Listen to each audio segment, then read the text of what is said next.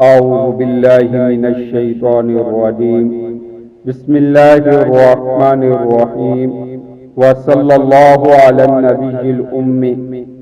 آج میں آپ کو ان صورتوں کے بارے میں بتلانا چاہتا ہوں، ان کے فضائل، منافع، برکات، ان کی حاجت، ضرورت ایسی ہے کوئی انسان ان سے مستغنی نہیں ہو سکتا۔ یہ تو ہر مومن کا عقیدہ ہے۔ دنیا اور آخرت کا ہر نفع اور نقصان اللہ کے ہاتھ میں ہے۔ اس کی مشیت کے بغیر کوئی کسی کو ذرہ بر نفع یا نقصان نہیں پہنچا سکتا۔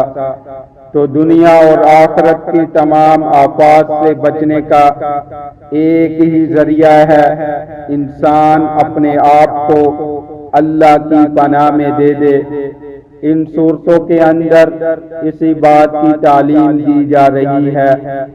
سورۃ اخلاص میں اللہ رب العزت کی وحدانیت کو بیان کیا گیا۔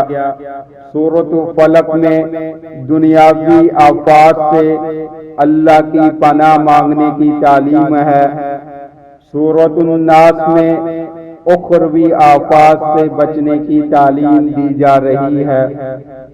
حضرت عقبہ بن عامر رضی اللہ تعالی عنہ فرماتے ہیں، رسول اللہ صلی اللہ علیہ وآلہ وسلم نے فرمایا، آج میرے اوپر ایسی آیات نازل ہوئی، ان کی مثل نہیں۔ ایک روایت میں ہے، ان کی مثل نہ قرآن میں، نہ تورات میں، نہ زبور میں، نہ انجیل میں ہے۔ حضرت اما عائشہ صدیقہ رضی اللہ تعالی عنہ فرماتی ہیں، جب بھی آپ صلی اللہ علیہ وآلہ وسلم بیمار ہوتے تو یہ دونوں صورتیں پڑھ کر اپنے ہاتھوں پر دم کر کے پورے بدن مبارک پر پھیر لیتے۔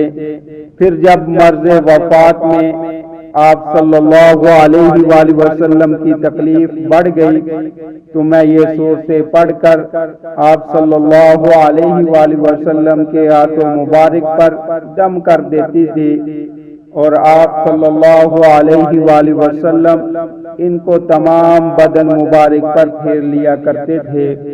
حضرت عبداللہ بن حبیب رضی اللہ تعالیٰ عنہ فرماتے ہیں، ایک رات سخت بارش اور سخت اندھیری تھی، ہم رسول اللہ صلی اللہ علیہ وآلہ وسلم کو تلاش کرنے کے لیے نکلے۔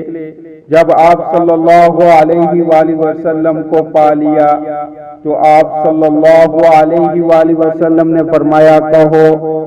میں نے عرض کیا، کیا کہوں یا رسول اللہ صلی اللہ علیہ وآلہ وسلم؟